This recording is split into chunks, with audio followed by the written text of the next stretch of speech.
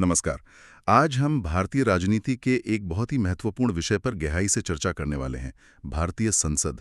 जी हाँ, हमारे पास एक विस्तृत प्रेजेंटेशन है जो संसद के संगठन, संरचना और कामकाज के हर पहलू को समझाता है। तो हमारा लक्ष्य इस प्रेजेंटेशन की हर स्लाइड को एक-एक करके समझना है, ताकि संसद कैसे काम करती है इसकी एक साफ और स्पष्ट तस्वीर बन सके। बिल्कुल, हम संवैधानिक प्रावधानों से लेकर दोनों सदनों की भूमिकाओं तक हर चीज पर नजर डालेंगे। तो चलिए इस जानकारी के भंडार में उतरते हैं और भारतीय लोकतंत्र के इस स्तंभ को परत दर परत समझते हैं। चलिए शुरू करते हैं। संविधान के भाग वी मतलब पार्ट 5, अनुच्छेद 79 से 122 तक, आर्टिकल्स 79 टू 122, विधायी अंग लेजिस्लेटिव ऑर्गन, केंद्र सरकार का कानून बनाने वाला निकाय, और वेस्टमिंस्टर मॉडल जो कि ब्रिटिश पैटर्न पर आधारित है। अच्छा, तो संसद की सारी जानकारी संविधान के 5वें भाग में है। और ये सिर्फ कुछ नियम नहीं है, ये तो अनुच्छेद 79 से 122 तक फैले हुए हैं। मतलब हर बारीकी को कवर करते हैं। बिल्कुल। और विधायी अंग का मतलब सीधी भाषा में यही वो संस्था है जो पूरे देश के लिए कानून बनाती है। और यहाँ एक दिलचस्प बात है, वेस्टमिंस्टर मॉडल। इसका मतलब ये हुआ कि हमने अपनी संसदीय प्रणाली का जो ढांचा है वो ब्रिटेन से लिया है ना? जी बिल्कुल। जहां संसद सर्वोच्च होती है उसी मॉडल को हमने अपने हिसाब से अपनाया है। समझ गया। चलिए अब अगली स्लाइड पर चलते हैं। ये स्लाइड संसद के संगठन को दिखाती है। तो इसमें एक डायग्राम जैसा है जिसके 3 हिस्से हैं। पहला राष्ट्रपति, ओके, दूसरा राज्यसभा जिसे काउंसिल ऑफ स्टेट्स या उच्च सदन भी कहते हैं, और तीसरा है लोकसभा यानी हाउस ऑफ द पीपल, या जिसे हम निचला सदन भी कहते हैं। तो मतलब संसद का मतलब सिर्फ लोकसभा और राज्यसभा नहीं है, राष्ट्रपति भी इसका एक अभिन्न हिस्सा है। बिल्कुल, और ये एक बहुत आम गलतफहमी है। सही बात है। और ये जो नाम है काउंसिल ऑफ स्टेट्स और हाउस ऑफ द पीपल, ये भी इनके काम को काफी हद तक साफ कर देते हैं ना? एकदम सही। एक राज्यों का प्रतिनिधित्व करती हैं और दूसरी सीधे लोगों का। बिल्कुल। चलिए अगली स्लाइड देखते हैं। तो ये स्लाइड एक सवाल पूछती है, राष्ट्रपति संसद का अभिन्न अंग क्यों है? हाँ, ये पिछली स्लाइड के क्यों का जवाब है। इसमें बताया गया है कि राष्ट्रपति किसी भी सदन के सदस्य नहीं होते और न ही बैठक में बैठते हैं। जी, लेकिन वो अभिन्न अंग है क्योंकि पहला, विधेयक पर उनकी स्वीकृति जरूरी है। हाँ, और ये सबसे अहम है। उनकी मंजूरी के बिना कोई भी बिल कानून नहीं बन सकता।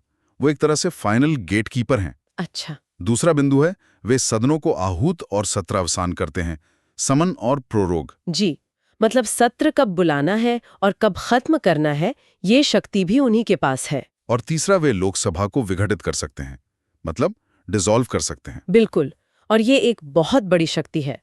इससे सरकार का जीवन काल सीधे प्रभावित होता है। इस स्लाइड में अमेरिका से तुलना भी की गई है। हाँ, ये दिखाया गया है कि अमेरिका में राष्ट्रपति विधायिका यानी कांग्रेस का हिस्सा नहीं होते। वहाँ कार्यपालिका और विधायिका ज्यादा अलग-अलग है। समझ गई। हमारी व्यवस्था में ये ज्यादा जुड़े हुए हैं। एकदम ठीक है। चलिए अब अगली स्लाइड पर चलते हैं। राज्यसभा की संरचना। अधिकतम संख्या 250, जिसमें 238 राज्यों और केंद्र शासित प्रदेशों के प्रतिनिधि और 12 मनोनीत होते हैं।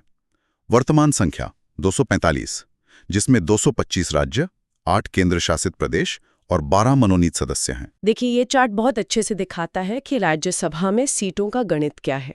अधिकतम 250 सदस्य हो सकते हैं, ये एक संवैधानिक सीमा है। लेकिन अभी 245 सदस्य हैं। हाँ, और इसमें समझने वाली बात यह है कि सीटों का बंटवारा कैसे होता है।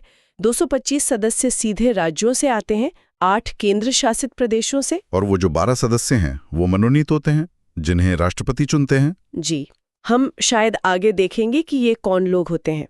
ये दिखाता है कि राज्यसभा में चुने हुए और नामांकित दोनों तरह के सदस्य होते हैं। ठीक है, चलिए अब अगली स्लाइड पर चलते हैं। निर्वाचक यानी इलेक्टर्स, राज्य विधानसभाओं के निर्वाचित सदस्य, इलेक्टेड एमएलएज।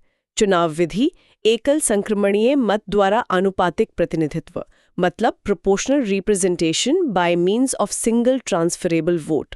और सीट आवंटन संविधान की 4वीं अनुसूची के अनुसार, 4th शेड्यूल। तो इसका मतलब ये हुआ कि राज्यसभा के सदस्यों को हम और आप सीधे नहीं चुनते। नहीं, बिल्कुल नहीं। उन्हें राज्यों के जो चुने हुए विधायक मतलब एमएलएज हैं वो चुनते हैं। जी। और चुनाव का तरीका भी सीधा नहीं है। इसे आनुपातिक प्रतिनिधित्व कहते हैं। इसका मतलब क्या हुआ? इसका मतलब ये है कि विधानसभा में जिस पार्टी की जितनी सीटें होती हैं, लगभग उसी अनुपात में उसे राज्यसभा की सीटें भी मिलती हैं। अच्छा। और किस राज्य को कितनी सीटें मिलेंगी, ये संविधान की चौथी अनुसूची में पहले से तय है। बिल्कुल सही। अगर आपको ये चर्चा पसंद आ रही है तो कृपया इसे लाइक, सब्सक्राइब और शेयर करें। चलिए अब अगली स्लाइड पर चलते हैं। भारत, आधार जनसंख्या, पॉपुलेशन। उदाहरण यूपी 31 सीटें, त्रिपुरा 1 सीट। यूएसए, आधार समानता, इक्वालिटी। उदाहरण सेनेट 2 पर स्टेट। ये स्लाइड एक बहुत ही बड़ा फर्क बताती है। भारत में राज्यसभा की सीटें राज्य की जनसंख्या के आधार पर दी जाती हैं। अच्छा, तभी उत्तर प्रदेश जैसे बड़े राज्य की 31 सीटें हैं और छोटे राज्य त्रिपुरा की सिर्फ 1। जी, इसके ठीक उलट अमेरिका में समानता का सिद्धांत है। वहाँ हर राज्य को, चाहे वो कितना भी छोटा हो या बड़ा, सीनेट में 2 सीटें मिलती हैं। तो ये दोनों देशों के संघीय ढांचे में एक बुनियादी अंतर दिखाता है। बिल्कुल, ये एक बहुत बड़ा अंतर है। ठीक है, अब अगली स्लाइड पर चलते हैं। केंद्र शासित प्रदेश यानी यूटीज, निर्वाचक मंडल द्वारा चयन, इलेक्टोरल कॉलेज, केवल दिल्ली, पुडुचेरी और जे.एंड.के का प्रतिनिधित्व, मनोनीत सदस्य, नॉमिनेटेड मेंबर्स, राष्ट्रपति द्वारा 12 सदस्य, क्षेत्र, कला, साहित्य, विज्ञान, समाज सेवा। तो ये स्लाइड बाकी सदस्यों की कहानी बताती है। केंद्र शासित प्रदेशों में से सिर्फ उन प्रदेशों के सदस्य हैं जहां विधानसभा है, जैसे दिल्ली, पुडुचेरी और अब जम्मू कश्मीर। हाँ, क्योंकि वहीं पर एक निर्वाचक मंडल बन सकता है जो उन्हें चुन सके। और ये जो 12 मनोनीत सदस्य हैं, वो अपने अपने क्षेत्र के विशेषज्ञ होते हैं। जी, राष्ट्रपति उन्हें कला, साहित्य, विज्ञान या समाज सेवा में उनके योगदान के लिए चुनते हैं ताकि सदन में विशेषज्ञता और अनुभव का लाभ मिल सके। ये तो बहुत अच्छी बात है। चलिए अब अगली स्लाइड पर चलते हैं। लोकसभा की संरचना। अधिकतम संख्या 550, जिसमें 530 राज्यों के प्रतिनिधि और 20 केंद्र शासित प्रदेशों के प्रतिनिधि। वर्तमान संख्या 543, जिसमें 524 राज्यों से और 19 केंद्र शासित प्रदेशों से हैं। तो अब बात करते हैं लोकसभा के। इसे लोगों का सदन भी कहा जाता है। यहाँ भी अधिकतम और वर्तमान संख्या में थोड़ा अंतर है। हाँ, अधिकतम 550 सदस्य हो सकते हैं, लेकिन वर्तमान में 543 हैं। इसमें राज्यों से 524 और केंद्र शासित प्रदेशों से 19 सदस्य हैं। ये दिखाता है कि प्रतिनिधित्व का बड़ा हिस्सा राज्यों से ही आता है। ठीक है, अब अगली स्लाइड पर चलते हैं।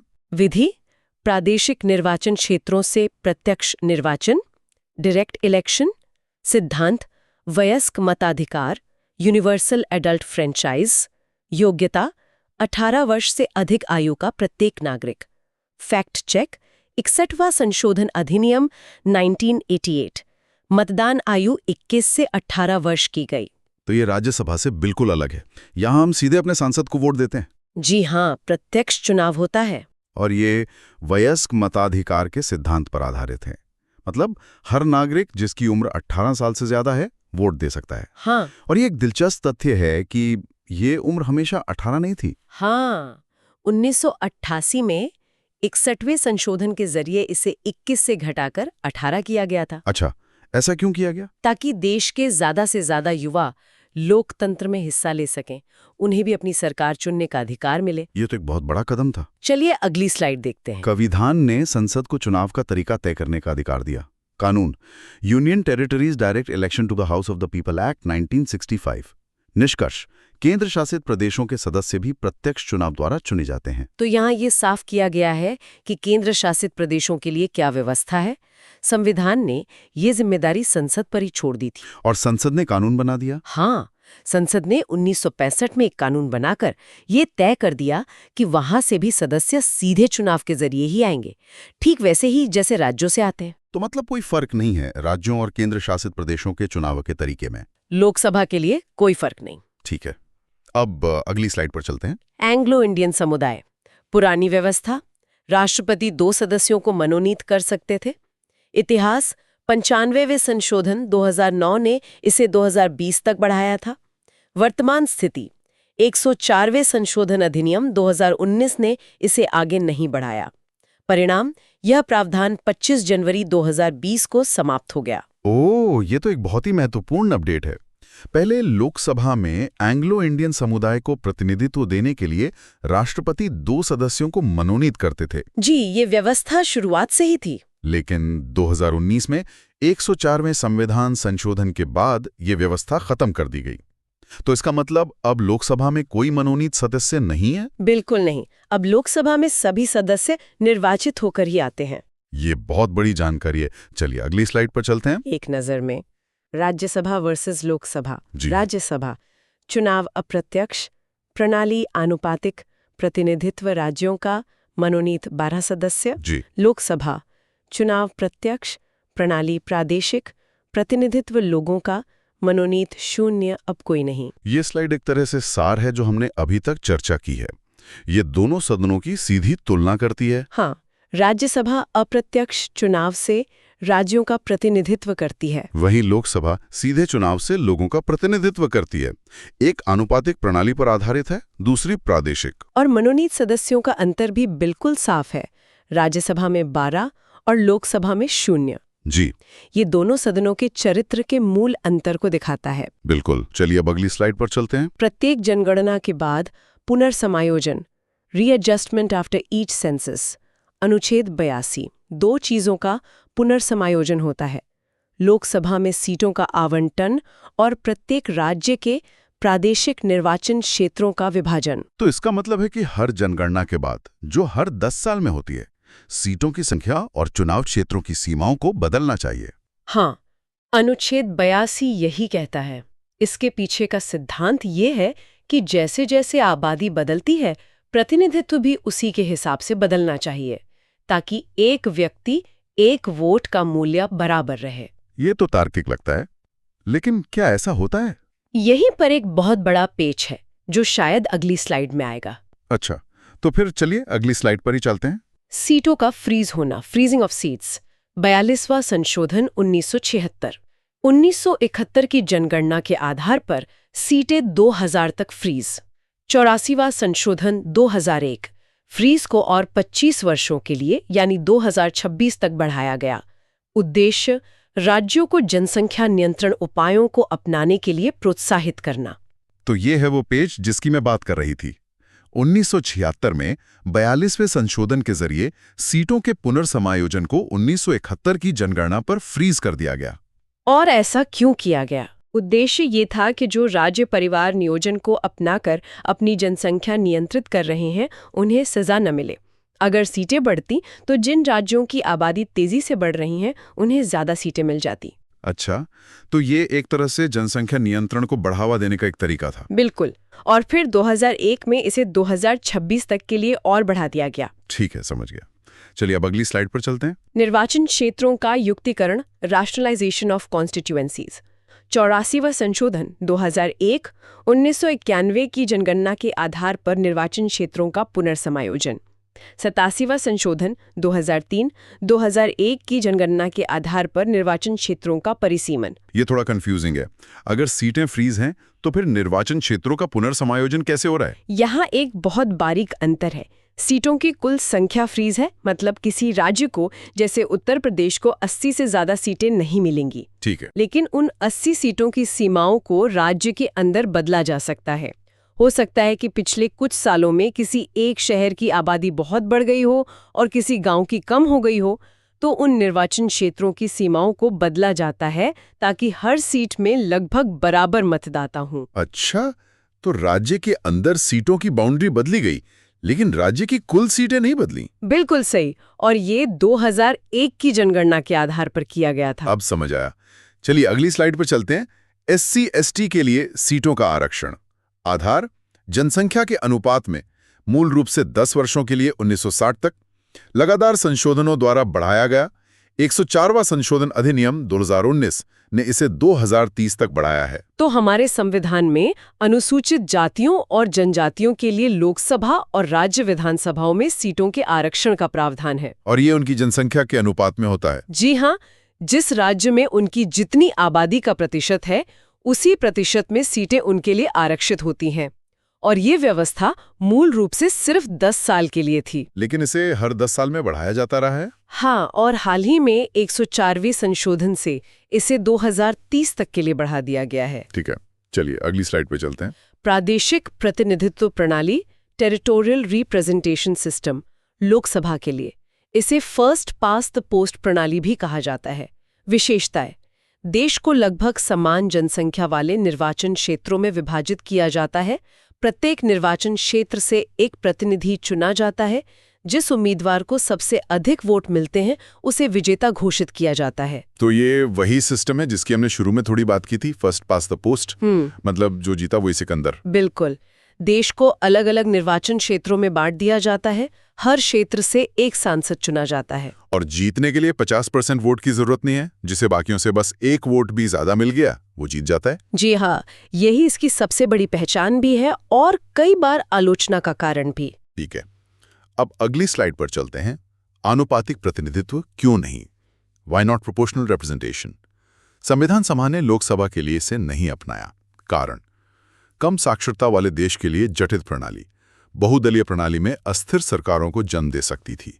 ये एक बहुत ही महत्वपूर्ण सवाल है कि लोकसभा के लिए आनुपातिक प्रतिनिधित्व क्यों नहीं अपनाया गया जबकि राज्यसभा के लिए अपनाया गया। हाँ, इस पर संविधान सभा में जरूर बहस हुई होगी। बहुत बहस हुई थी। मुख्य रूप से 2 कारण दिए गए। पहला ये कि उस समय देश में साक्षरता बहुत कम थी और ये एक जटिल प्रणाली है जिसे समझना आम मतदाता के लिए मुश्किल होता। और दूसरा कारण? दूसरा डर ये था कि इससे बहुत सारी छोटी छोटी पार्टियां जीत कर संसद में आ जाएंगी, किसी एक पार्टी को बहुमत मिलना मुश्किल हो जाएगा और सरकारें हमेशा अस्थिर रहेंगी। देश की एकता और स्थिरता को ज्यादा महत्व दिया गया। समझ गया।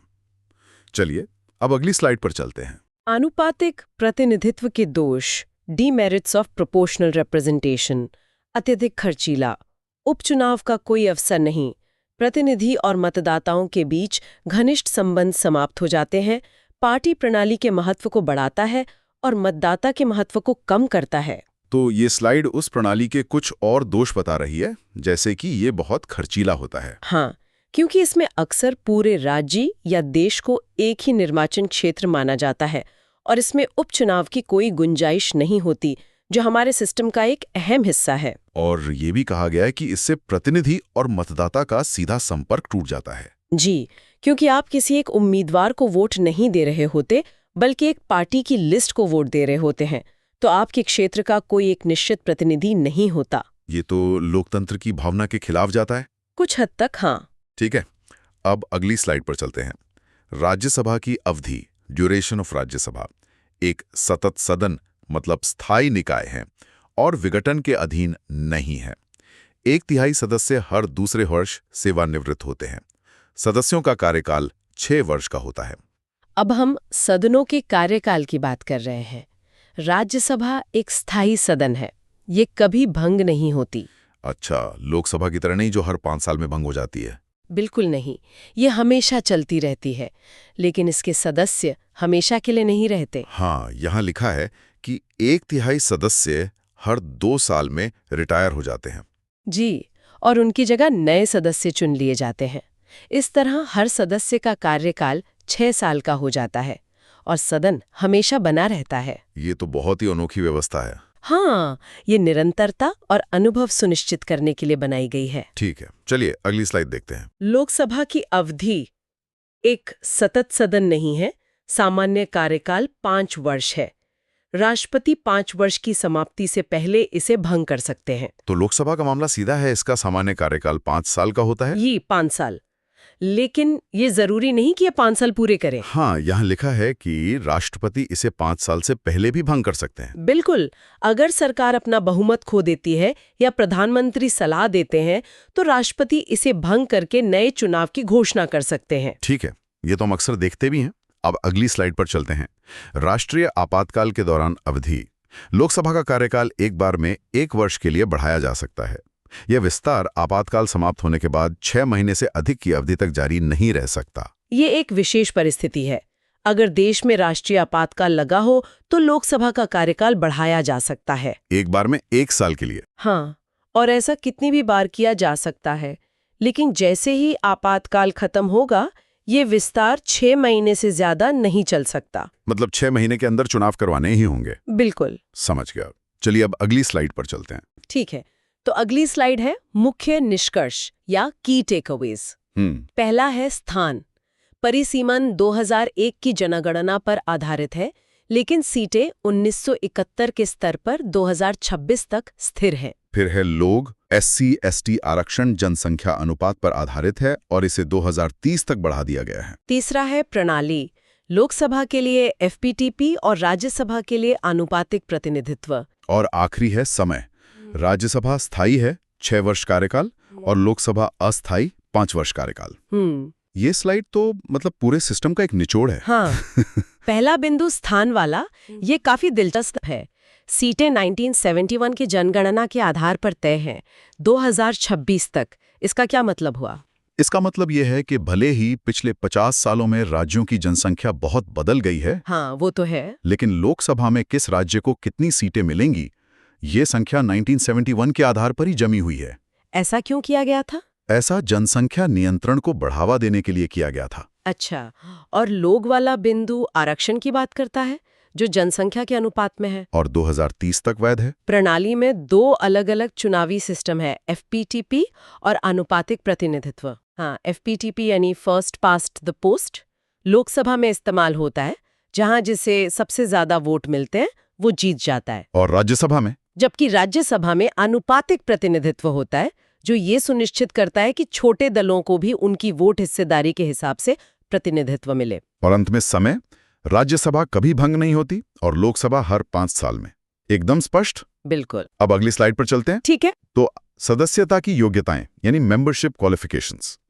सबसे पहले तो भारत का नागरिक होना चाहिए। हाँ। चुनाव आयोग के समक्ष शपथ लेनी होती है। और फिर आती है आयु सीमा।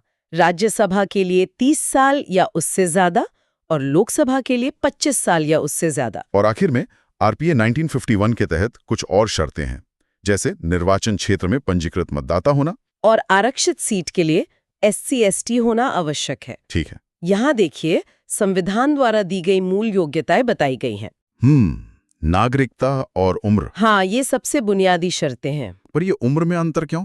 राज्यसभा के लिए 30 और लोकसभा के लिए 25 साल? देखिए, राज्यसभा को उच्च सदन या राज्यों की परिषद माना जाता है। अच्छा। तो वहाँ अधिक परिपक्वता और अनुभव की उम्मीद की जाती है, इसलिए आयु सीमा ज्यादा है। और फिर इसमें RPA 1951 यानी जन प्रतिनिधित्व अधिनियम 1951 के तहत कुछ और शर्तें जोड़ी गईं। हाँ, जैसे कि मतदाता होना और आरक्षित सीट के लिए उसी समुदाय का होना। ठीक है, अब अगली स्लाइड पर चलते हैं। अगली स्लाइड है अयोग्यताओं पर, डिस्क्वालिफिकेशंस। इसमें पहला है संवैधानिक आधार, आर्टिकल 102। इसमें है लाभ का पद धारण करना, विकृत चित्त या दिवालिया होना, या फिर नागरिकता का अभाव या विदेशी निष्ठा। और दूसरा आधार है RPA 1951 की अयोग्यताएं, जैसे कि भ्रष्ट आचरण का दोषी पाया जाना, 2 साल या उससे अधिक की सजा होना, और चुनाव खर्च का ब्यौरा देने में विफलता। अगर आपको ये विश्लेषण पसंद आ रहा है तो कृपया लाइक, सब्सक्राइब और शेयर करें। तो योग्यता के बाद अब आती है अयोग्यता की बात। हाँ,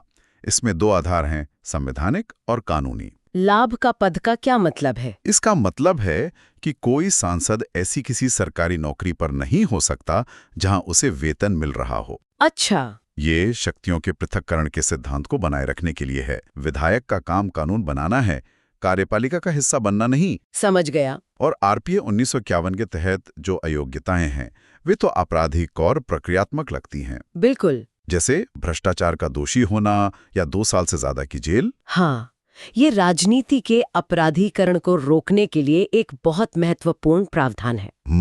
अगर किसी को गंभीर अपराध में दोषी ठहराया जाता है तो वो चुनाव नहीं लड़ सकता। चुनावी खर्च का हिसाब ना देना भी एक गंभीर मामला माना जाता है। ठीक है, चलिए अब अगली स्लाइड पर चलते हैं। ठीक है। अयोग्यता का एक और आधार, दल बदल, डिस्क्वालिफिकेशन, डिफेक्शन। पहला है स्वेच्छा से पार्टी की सदस्यता छोड़ना। दूसरा, पार्टी विप के विरुद्ध मतदान करना। तीसरा, निर्दलीय सदस्य का किसी पार्टी में शामिल होना। और चौथा, नामित सदस्य का 6 महीने बाद किसी पार्टी में शामिल होना। और इस पे फैसला कौन करता है? Adjudicating authority. राज्यसभा में सभापति और लोकसभा में अध्यक्ष। और ये न्यायिक समीक्षा के अधीन है। हाँ, किहोतो हलोहान केस 1992। ठीक है। ये 10वीं अनुसूची है जिसे हम आम तौर पर दल बदल विरोधी कानून के रूप में जानते हैं। इसका उद्देश्य राजनीतिक अस्थिरता को रोकना है। पहला बिंदु तो सीधा है, स्वेच्छा से सदस्यता छोड़ना। लेकिन ये पार्टी व्हिप के विरुद्ध मतदान क्या है? व्हिप पार्टी का एक निर्देश होता है कि किसी खास बिल पर पक्ष में या विपक्ष में वोट करना है। अच्छा, एक तरह का ऑर्डर। हाँ, अगर कोई सांसद इसका उल्लंघन करता है तो उसे अयोग्य ठहराया जा सकता है। यह पार्टी अनुशासन सुनिश्चित करता है। और इसका फैसला सदन के अध्यक्ष या सभापति करते हैं। हाँ, लेकिन उनके फैसले की न्यायिक समीक्षा हो सकती है। ये दिलचस्प है। हाँ, 1992 के किहोतो हुलोहान मामले में सुप्रीम कोर्ट ने स्पष्ट कर दिया था कि अध्यक्ष का फैसला न्यायिक समीक्षा से बाहर नहीं है, ताकि इसका मनमाना उपयोग ना हो। बिल्कुल सही। चलिए अगली स्लाइड देखते हैं। अगली स्लाइड है सीटों का रिक्त होना, यानी वेकेटिंग ऑफ सीट्स। इसमें पहला है दोहरी सदस्यता, आरपीए 1951 के तहत। अगर कोई दोनों सदनों के लिए चुन लिया जाता है तो उसे 10 दिनों में सूचना देनी होगी, वरना राज्यसभा की सीट रिक्त हो जाएगी। और अगर एक ही सदन में 2 सीटों से चुने गए तो एक का चयन करना होगा, वरना दोनों सीटें रिक्त हो जाएंगी। और दूसरे आधार भी हैं। हाँ, जैसे इस्तीफा जो सभापति या अध्यक्ष को दिया जाता है, और अनुपस्थिति, बिना अनुमति 60 दिन तक अनुपस्थित रहने पर। तो एक व्यक्ति एक ही समय में संसद के दोनों सदनों का सदस्य नहीं हो सकता। नहीं हो सकता। अगर कोई दोनों के लिए चुन लिया जाता है तो उसे 10 दिन में बताना होगा कि वो कौन सी सीट रखना चाहता है। और अगर वो नहीं बताता है तो उसकी राज्यसभा की सीट अपने आप खाली हो जाएगी। अच्छा। इसी तरह अगर कोई एक ही सदन में 2 सीटों से जीत जाता है तो उसे एक सीट छोड़नी पड़ती है। और अन्य कारणों में इस्तीफा और अनुपस्थिति शामिल हैं। बिना बताए लगातार 60 दिनों तक सदन से गायब रहना सदस्यता खत्म कर सकता है। हाँ, बिल्कुल। अब अगली स्लाइड पर चलते हैं। ठीक है। शपथ और वेतन, ओथ एंड सैलरीज। शपथ और प्रतिज्ञान राष्ट्रपति या उनके द्वारा नियुक्त व्यक्ति के समक्ष लेना होता है। और इसमें जुर्माना भी है। शपथ के बिना बैठने पर 500 रुपए प्रतिदिन का जुर्माना। हाँ, और वेतन और भत्ते संसद द्वारा निर्धारित किए जाते हैं। और ये भारत की संचित निधि पर भारित होते हैं। तो शपथ लेना एक संवैधानिक अनिवार्यता है। जरूरी है। इसके बिना कोई भी सदस्य सदन की कार्यवाही में हिस्सा नहीं ले सकता। और अगर कोई ऐसा करता है तो जुर्माना भी है। हाँ। अब आते हैं वेतन पर। ये संसद खुद तय करती है और ये भारत की संचित निधि पर भारित होता है। इसका क्या महत्व है? संचित निधि पर भारित होने का मतलब है कि इस पर संसद में मतदान नहीं हो सकता। वोटिंग नहीं हो सकती? नहीं, यह केवल चर्चा के लिए प्रस्तुत किया जा सकता है। यह न्यायपालिका और अन्य संवैधानिक पदों के वेतन की तरह ही है, ताकि इसे राजनीतिक दबाव से मुक्त रखा जा सके। समझ गया। अब आगे बढ़ते हैं। ठीक है।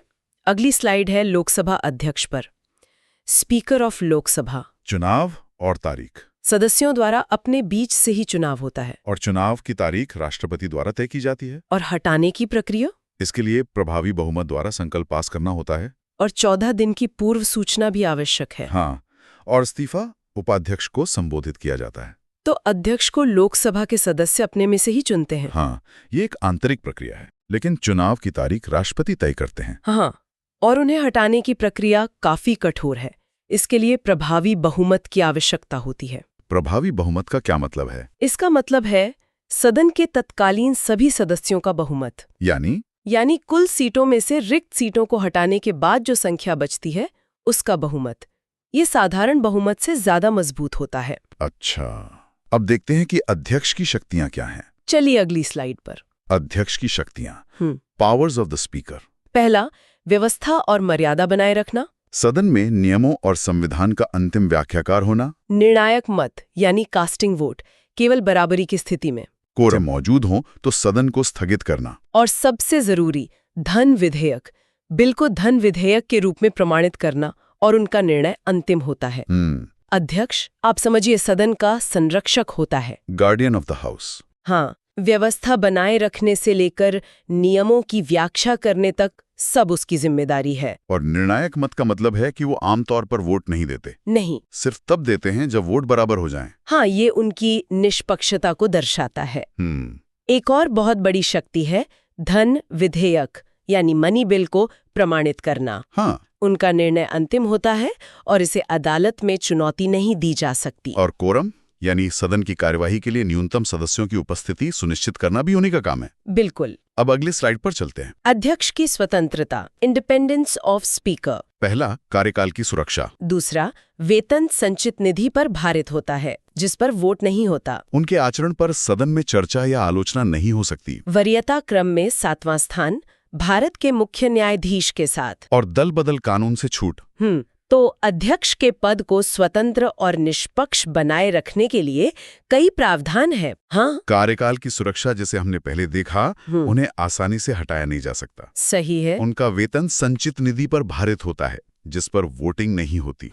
उनके आचरण पर सदन में तब तक बहस नहीं हो सकती जब तक उन्हें हटाने का प्रस्ताव विचाराधीन न हो। यह उनके पद की गरिमा को बनाए रखता है। बिल्कुल। वरीयता क्रम में भारत के मुख्य न्यायाधीश के बराबर 7वां स्थान मिलना भी उनके महत्व को दर्शाता है। हाँ, और उन्हें दल बदल कानून से भी छूट है। अब अगली स्लाइड देखते हैं। अगली स्लाइड है उपाध्यक्ष और सभापति तालिका पर। लोकसभा उपाध्यक्ष चुनाव की तारीख अध्यक्ष तय करते हैं। वे सीधे सदन के प्रति जिम्मेदार होते हैं, अध्यक्ष के अधीन नहीं। और वे तब अध्यक्षता करते हैं जब अध्यक्ष अनुपस्थित हो, पद रिक्त न हो।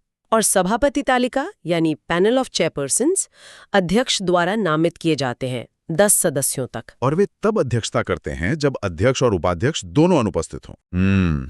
तो उपाध्यक्ष अध्यक्ष के अधीन नहीं होते, सबऑर्डिनेट नहीं होते। नहीं, वे सीधे सदन के प्रति उत्तरदायी होते हैं। वे तब अध्यक्षता करते हैं जब अध्यक्ष अनुपस्थित हों। या अनुपस्थित और रिक्त में क्या अंतर है? अच्छा सवाल है। अनुपस्थित का मतलब है कि अध्यक्ष कुछ समय के लिए मौजूद नहीं है। ठीक है। रिक्त का मतलब है कि पद मृत्यु, इस्तीफे या हटाने के कारण खाली हो गया है। जब पद रिक्त होता है तो उपाध्यक्ष अध्यक्ष के रूप में कार्य करते हैं। समझ गया।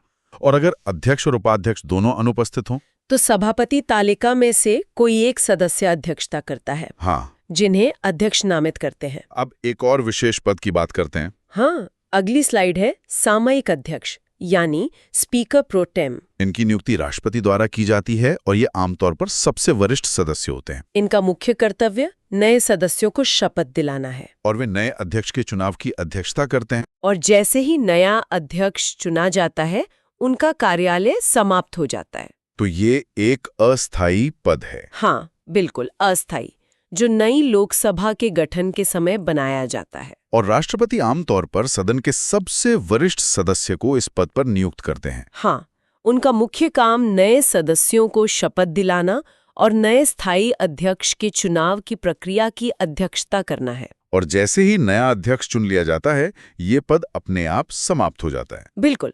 अब लोकसभा से राज्यसभा की ओर बढ़ते हैं। ठीक है।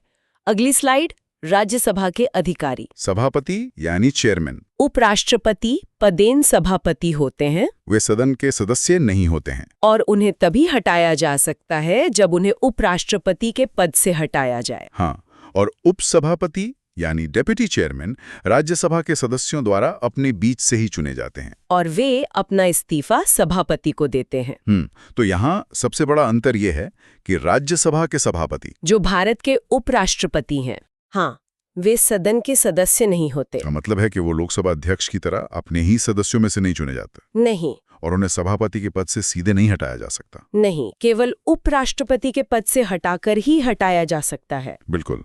जबकि उपसभापति लोकसभा उपाध्यक्ष की तरह ही सदस्यों द्वारा अपने बीच से ही चुने जाते हैं। हाँ, एकदम वैसे ही। अब इन दोनों पीठासीन अधिकारियों की तुलना करते हैं।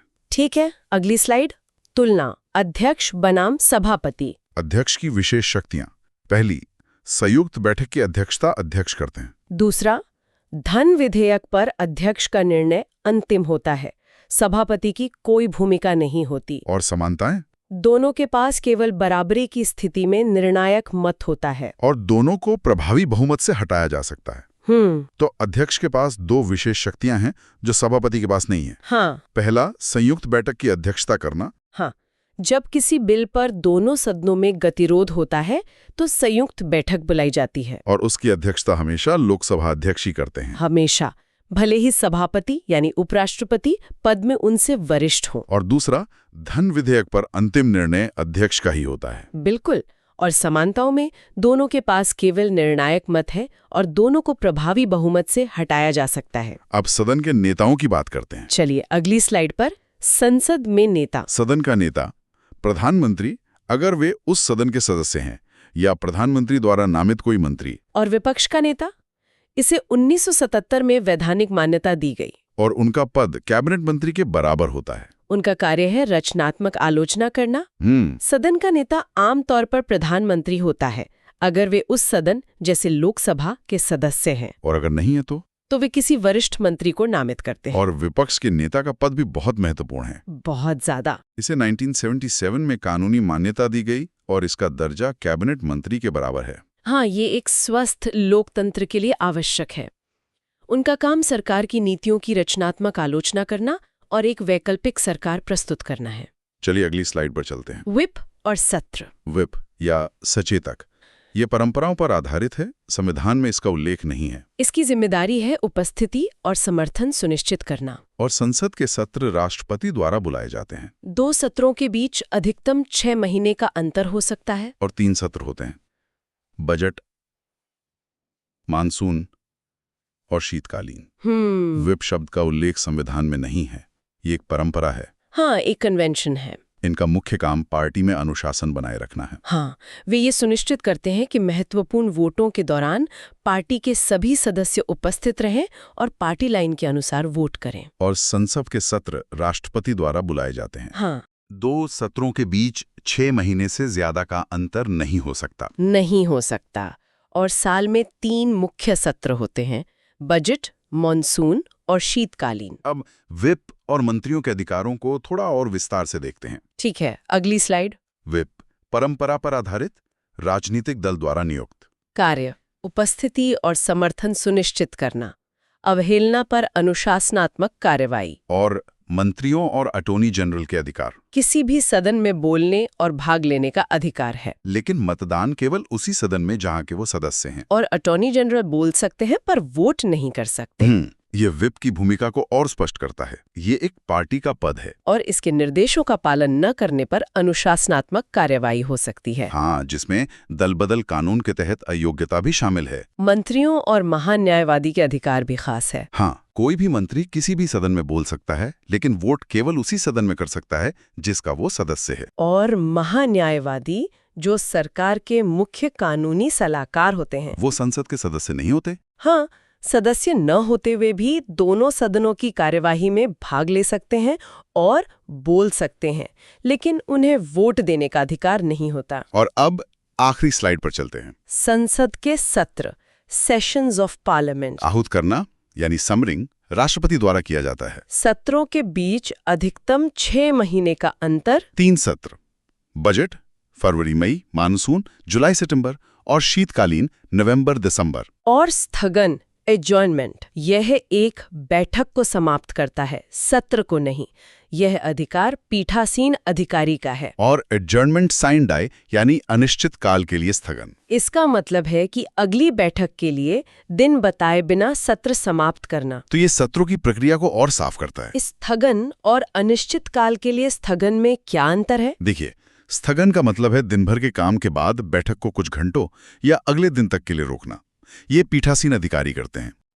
ठीक है, लेकिन अनिश्चित काल के लिए स्थगन का मतलब है कि सत्र का काम पूरा हो गया है और सदन को अनिश्चित काल के लिए स्थगित किया जा रहा है, अगली बैठक की तारीख बताए बिना। हाँ, इसके बाद राष्ट्रपति सत्र का सत्रावसान यानी प्रोरोगेशन करते हैं। तो स्थगन से सिर्फ बैठक खत्म होती है, सत्र नहीं। सही।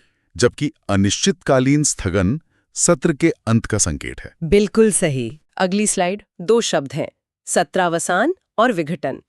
सत्रावसान यानी प्रोरोगेशन का मतलब है सत्र का समाप्त होना, और ये राष्ट्रपति द्वारा किया जाता है। हाँ। विघटन यानी डिसोल्यूशन सिर्फ लोकसभा का जीवन समाप्त करता है, क्योंकि राज्यसभा तो एक स्थायी सदन है। सही। और विधेयकों पर इसका असर ये होता है कि सत्रावसान में विधेयक खत्म नहीं होते, लेकिन विघटन में कुछ विधेयक समाप्त मतलब लैप्स हो जाते हैं। इसके कुछ नियम हैं। जी, बताइए। पहला, लोकसभा में लंबित बिल समाप्त हो जाता है। दूसरा, जो बिल लोकसभा से पास हो गया पर राज्यसभा में लंबित है, वो भी समाप्त। अच्छा। तीसरा, जो राज्यसभा में लंबित है पर लोकसभा तक पहुंचा ही नहीं, वो समाप्त नहीं होता। और चौथा, जो दोनों सदनों से पास होकर राष्ट्रपति की सहमति के लिए गया है वो भी समाप्त नहीं होता। देखिए, इन दो शब्दों का फर्क समझना बहुत जरूरी है। सत्रावसान को आप स्कूल के एक सेमेस्टर के खत्म होने जैसा समझ सकती हैं। मतलब स्कूल बंद नहीं हुआ है, बस कुछ समय के लिए छुट्टी हुई है। और विघटन का मतलब है कि लोकसभा का 5 साल का कार्यकाल ही पूरा हो गया और अब नए चुनाव होंगे, मतलब पूरी क्लास ही बदल जाएगी। इसीलिए बिलों पर इसका इतना गहरा असर होता है ना? एकदम सही। जो भी बिल लोकसभा में शुरू हुआ या वहां से होकर गुजरा, वो लोकसभा के भंग होते ही एक तरह से एक्सपायर हो जाता है। तर्क ये है कि जिस सदन ने उसे पास किया वो अब अस्तित्व में ही नहीं है। अच्छा। लेकिन जो बिल राज्यसभा में शुरू हुआ और अभी लोकसभा तक पहुंचा ही नहीं, वो बचा रहता है। ये विधायी निरंतरता बनाए रखने के लिए जरूरी है, क्योंकि राज्यसभा तो कभी भंग होती नहीं। ठीक है, ये तो साफ हो गया। चलिए अब अगली स्लाइड देखते हैं। अगली स्लाइड गणपूर्ति और मतदान के बारे में है। गणपूर्ति यानी कोरम, मतलब किसी भी काम को करने के लिए जरूरी न्यूनतम सदस्यों की संख्या। नियम है कुल सदस्यों का 10वां हिस्सा। लोकसभा में ये 55 सदस्य हैं और राज्यसभा में 25। मतदान में ज्यादातर फैसले उपस्थित और मतदान करने वाले सदस्यों के बहुमत से लिए जाते हैं। ठीक है। अध्यक्ष का मत यानी स्पीकर का वोट वो पहली बार में नहीं देते। वो सिर्फ टाई होने की स्थिति में अपना निर्णायक वोट देते हैं। और भाषा हिंदी और अंग्रेजी है, लेकिन अध्यक्ष की अनुमति से सदस्य अपनी मातृभाषा में भी बोल सकते हैं। तो ये गणपूर्ति या कोरम एक तरह का सेफ्टी मैकेनिज्म है। मतलब ऐसा नहीं हो सकता कि लंच के समय जब ज्यादातर सांसद बाहर हों तो कुछ गिने चुने लोग मिलकर कोई बड़ा कानून पास कर दें। हाँ, कम से कम 10% की मौजूदगी अनिवार्य है। और अध्यक्ष का मत वाला नियम भी बहुत दिलचस्प है। मतलब अध्यक्ष को एक निष्पक्ष रेफरी की तरह काम करना होता है। बिल्कुल। इसलिए वो किसी भी तरह वोट देकर पहले से पक्ष नहीं लेते। वो तस्वीर में तभी आते हैं जब दोनों पक्षों के वोट बराबर हो जाएं, ताकि सदन किसी नतीजे पर पहुंच सके। इसी को कास्टिन वोट कहते हैं। और भाषा का नियम भी भारत की विविधता को दिखाता है। हिंदी अंग्रेजी के अलावा अपनी मातृभाषा में बोलने की इजाजत देना बहुत समावेशी कदम है। निश्चित रूप से। चलिए अगली स्लाइड पर चलते हैं। तो अब देखते हैं कि संसद में वोटिंग के तरीके क्या-क्या हैं। पहला है ध्वनि मत या वॉइस वोट। इसमें अध्यक्ष सवाल पूछते हैं और सदस्य आयज यानी हाँ और नोस यानी नहीं चिल्लाकर जवाब देते हैं। ये सबसे तेज तरीका है। दूसरा है विभाजन यानी डिवीजन। अगर ध्वनि मत के नतीजे पर कोई सवाल उठाए तो वोटों की गिनती होती है। इसके लिए या तो ऑटोमेटिक रिकॉर्डर से बटन दबाकर वोटिंग होती है या फिर पर्चियों पर लिखकर। हाँ, पहले लॉबी में जाकर भी होती थी, जो अब ज्यादा चलन में नहीं है। और तीसरा है गुप्त मतदान, सीक्रेट बैलेट। इसमें एक विजुअल इंडिकेटर बोर्ड होता है। हरा बटन हाँ के लिए, लाल नहीं के लिए और पीला वोटिंग में हिस्सा नहीं लेने के लिए। तो ध्वनि मत सबसे आम तरीका है, जहां आवाज के आधार पर अंदाजे से तय होता है कि किस तरफ ज्यादा लोग हैं। लेकिन अगर किसी सदस्य को लगता है कि नतीजा गलत है, तो वो डिवीजन की मांग कर सकता है, जिसका मतलब है अब वोटों की असली गिनती करो। और ये डिवीजन वाला ऑटोमेटिक सिस्टम बड़ा आधुनिक लगता है। हर सदस्य अपनी सीट से बटन दबाता है और नतीजा तुरंत स्क्रीन पर आ जाता है। इससे पारदर्शिता भी रहती है। हाँ, ज्यादातर बिलों पर यही होता है। गुप्त मतदान का इस्तेमाल खास मौकों पर होता है, जैसे राष्ट्रपति या उपराष्ट्रपति का चुनाव, जहां हर सदस्य का वोट गोपनीय रखना जरूरी होता है। ये जानकारी वाकई दिलचस्प है।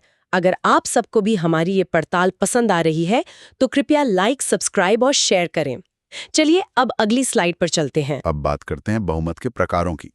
ये थोड़ा तकनीकी है पर बहुत जरूरी है। पहला है साधारण बहुमत यानी सिंपल मेजॉरिटी। इसका मतलब है उपस्थित और मतदान करने वालों का 50% से ज्यादा। अच्छा, इसका इस्तेमाल कहाँ होता है? इसका इस्तेमाल साधारण बिल, अविश्वास प्रस्ताव और वित्तीय बिलों के लिए होता है। दूसरा है प्रभावी बहुमत यानी इफेक्टिव मेजॉरिटी। इसका मतलब है सदन की प्रभावी संख्या का 50% से ज्यादा। प्रभावी संख्या? हाँ, यानी कुल सीटें माइनस खाली सीटें। इसका इस्तेमाल उपराष्ट्रपति, स्पीकर या डिप्टी स्पीकर को हटाने के लिए होता है।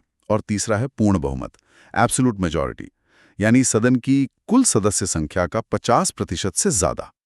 साधारण बहुमत तो सबसे सीधा साधा है। जितने लोग आए हैं और वोट डाल रहे हैं, बस उनका बहुमत चाहिए। ज्यादातर काम इसी से होते होंगे। बिल्कुल।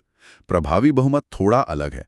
मान लीजिए लोकसभा में 543 सीटें हैं, लेकिन 3 सीटें खाली हैं, तो सदन की प्रभावी ताकत 540 मानी जाएगी। फिर बहुमत का आंकड़ा 271 होगा। और पूर्ण बहुमत तो एक तरह से सत्ता का वो जादुई आंकड़ा है। 543 सीटों वाली लोकसभा में 272 सरकार बनाने के लिए यही चाहिए होता है। बिल्कुल, और इसका इस्तेमाल अक्सर विशेष बहुमत के साथ एक शर्त के तौर पर होता है। चलिए अब अगली स्लाइड पर चलते हैं। तो अब आते हैं विशेष बहुमत पर। इसके भी 3 प्रकार हैं। पहला, जिसमें उपस्थित और मतदान करने वालों का 2/3 बहुमत चाहिए। ये अनुच्छेद 249 और 312 के लिए इस्तेमाल होता है। दूसरा प्रकार है कुल सदस्यता का बहुमत, यानी पूर्ण बहुमत प्लस उपस्थित और मतदान करने वालों का 2/3। इसका इस्तेमाल संविधान संशोधन, जजों को हटाने और राष्ट्रीय आपातकाल के लिए होता है। ये सबसे आम विशेष बहुमत है। और तीसरा, सदन की कुल सदस्यता का 2/3। ये सिर्फ राष्ट्रपति पर महाभियोग चलाने के लिए है। देखिए, जैसे जैसे फैसले की गंभीरता बढ़ रही है, बहुमत की शर्त भी उतनी ही कड़ी होती जा रही है। हाँ, ये दूसरा प्रकार तो सबसे मुश्किल लगता है। इसमें 2 ताले एक साथ खोलने पड़ते हैं।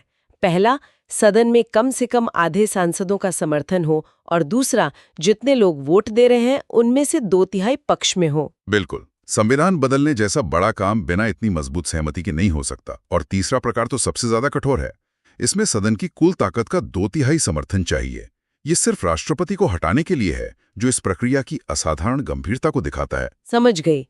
अब अगली स्लाइड देखते हैं। अगली स्लाइड है प्रश्नकाल और शून्यकाल के बारे में। प्रश्नकाल सुबह 11 से 12 बजे तक संसद की बैठक का पहला घंटा होता है।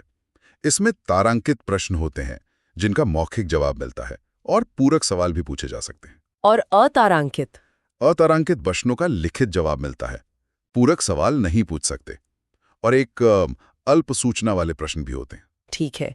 और शून्यकाल? शून्यकाल 12 बजे के बाद प्रश्नकाल के ठीक बाद शुरू होता है। ये 1962 से भारत की अपनी संसदीय खोज है। इसका मकसद बिना किसी पूर्व सूचना के सार्वजनिक महत्व के मामले उठाना है। तो प्रश्नकाल सरकार को कटघरे में खड़ा करने का सबसे बड़ा हथियार है।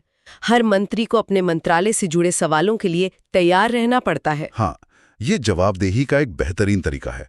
और शून्यकाल या 0R तो एक अनूठी भारतीय परंपरा है। इसका नियमों की किताब में कोई जिक्र नहीं है। यह सदस्यों को एक मौका देता है कि वे बिना किसी औपचारिकता के देश के किसी भी ज्वलन मुद्दे को तुरंत सदन में उठा सकें। इसीलिए ये असर बहुत जीवंत और कभी-कभी थोड़ा हंगामेदार भी हो जाता होगा। हाँ, बिल्कुल। चलिए अब अगली स्लाइड पर चलते हैं। अब देखते हैं प्रस्ताव और समापन प्रस्ताव क्या होते हैं। प्रस्ताव 3 तरह के हैं, मूल, स्थानापन्न और सहायक। लेकिन यहाँ जो दिलचस्प है वो है समापन प्रस्ताव, यानी क्लोजर मोशन। इसका मकसद चल रही बहस को खत्म करके वोटिंग कराना है। हाँ, इसमें एक है सिंपल क्लोजर, जब लगे कि काफी चर्चा हो चुकी है, और दूसरा है गिलोटीन, जब समय की कमी हो तो जिन हिस्सों पर चर्चा नहीं हुई है उन्हें भी एक साथ वोटिंग के लिए रख दिया जाता है। प्रस्ताव या मोशन सदन में किसी भी चर्चा को शुरू करने का एक औपचारिक तरीका है, लेकिन ये समापन प्रस्ताव बहुत महत्वपूर्ण है। कभी-कभी विपक्ष किसी बिल पर बहुत लंबी बहस करके उसे टालने की कोशिश करता है। ऐसे में सत्ता पक्ष बहस को खत्म करने के लिए ये प्रस्ताव ला सकता है। और ये गिलोटीन तो बड़ा खतरनाक शब्द लगता है। हाँ, इसका मतलब है कि अगर किसी बिल या बजट पर चर्चा के लिए तय समय खत्म हो रहा है तो स्पीकर बाकी बचे हुए सभी हिस्सों को बिना बहस के सीधे वोटिंग के लिए रख देते हैं। मतलब कई जरूरी मुद्दों पर तो चर्चा ही नहीं हो पाती होगी। हाँ, ये संसदीय प्रक्रिया का एक विवादास्पद लेकिन जरूरी हिस्सा है। अब अगली स्लाइड पर चलते हैं। अब आते हैं जवाबदेही तय करने वाली प्रस्तावों पर। पहला है विशेषाधिकार प्रस्ताव। ये तब लाया जाता है जब कोई मंत्री गलत तथ्य देकर सदन के विशेषाधिकार का हनन करता है। अच्छा। दूसरा है ध्यानाकर्षण प्रस्ताव। किसी बहुत जरूरी सार्वजनिक महत्व के मुद्दे पर मंत्री से एक आधिकारिक बयान मांगने के लिए। ये भी एक भारतीय नवाचार है। और तीसरा स्थगन प्रस्ताव। ये किसी असाधारण और निश्चित मामले पर चर्चा के लिए लाया जाता है। इसके लिए 50 सदस्यों का समर्थन जरूरी है। ये सदन का सामान्य कामकाज रोक देता है और इसे सरकार की निंदा माना जाता है। ये तीनों ही विपक्ष के हाथ में बड़े मजबूत हथियार हैं। विशेषाधिकार प्रस्ताव का मतलब है कि अगर किसी मंत्री ने सदन को गुमराह करने की कोशिश की है तो उसे जवाब देना होगा। हाँ, और ध्यानाकर्षण प्रस्ताव सरकार का ध्यान किसी तत्कालीन घटना पर खींचने का एक प्रभावी तरीका है। लेकिन स्थगन प्रस्ताव इन सबसे ज्यादा गंभीर है। इसे स्वीकार करने का मतलब है कि सदन अपने सभी तय काम रोककर सिर्फ उस एक मुद्दे पर बहस करेगा। और अगर ये पास हो जाए तो ये सरकार के लिए बहुत बड़ी शर्मिंदगी की बात होती है। बिल्कुल। चलिए अगली स्लाइड देखते हैं। अब आते हैं दो बहुत ही चर्चित प्रस्तावों पर, अविश्वास और निंदा प्रस्ताव। अविश्वास प्रस्ताव यानी नो कॉन्फिडेंस मोशन पूरे मंत्रिपरिषद के खिलाफ होता है। इसके लिए कोई कारण बताना जरूरी नहीं है।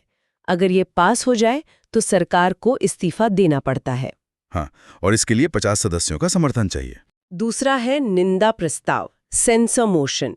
ये किसी एक मंत्री या मंत्रियों के समूह के खिलाफ हो सकता है। इसमें कारण बताना अनिवार्य है और इसके पास होने पर इस्तीफा देना जरूरी नहीं है। इन दोनों में अक्सर लोग कंफ्यूज हो जाते हैं। अविश्वास प्रस्ताव सीधा सीधा सरकार के अस्तित्व पर ही सवाल है। इसका एक ही मकसद है, ये साबित करना कि सरकार के पास लोकसभा का बहुमत नहीं है। और अगर ये पास हो गया तो सरकार गिर जाएगी। हाँ, जबकि निंदा प्रस्ताव सरकार को गिराने के लिए नहीं, बल्कि उसकी किसी खास नीति या काम की आलोचना करने के लिए होता है। इसके पास होने से सरकार की किरकिरी तो होती है, पर उसे इस्तीफा नहीं देना पड़ता। और एक धन्यवाद प्रस्ताव भी है, मोशन ऑफ थैंक्स। ये राष्ट्रपति के भाषण पर लाया जाता है। इसका पास होना अनिवार्य है, वरना इसे सरकार की हार माना जाता है। बिल्कुल, ये भी एक छिपी हुई परीक्षा है सरकार के बहुमत की। अब अगली स्लाइड पर चलते हैं। अगली स्लाइड में कुछ और प्रक्रियात्मक उपकरण हैं। पहला है व्यवस्था का प्रश्न या पॉइंट ऑफ ऑर्डर।